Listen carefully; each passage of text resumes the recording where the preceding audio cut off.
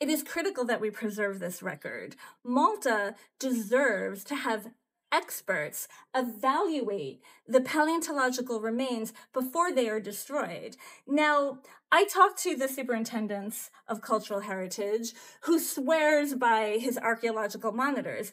And I do not doubt they do a fantastic job with archaeology. But I can tell you, I had a 45-minute conversation with the archaeological monitor on site who confessed to me he knew nothing about paleontology. He didn't know how to recognize the remains.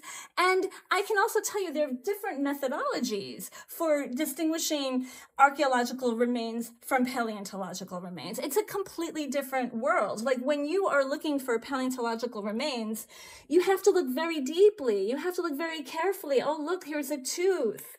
And some things like this was not hard to find. And I'm just shocked that this was underneath the wheel of a bulldozer. And no, I don't fault the archaeological monitor. It isn't his training. But I do fault the superintendents of cultural heritage and whatever policies were enacted in that department that seemingly have no experts on their board determining, how to identify paleontological remains. And I'm guessing here, but do they codify them? Do they just send them to the museum? Do they just keep them in a drawer for 20 years? Or do they just let them go under a bulldozer and be destroyed forever?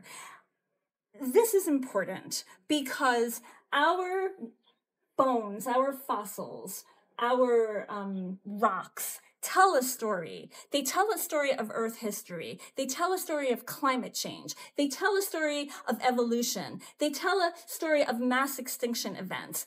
And yes, we learn from them. Yes, there are practical, tangible applications for today.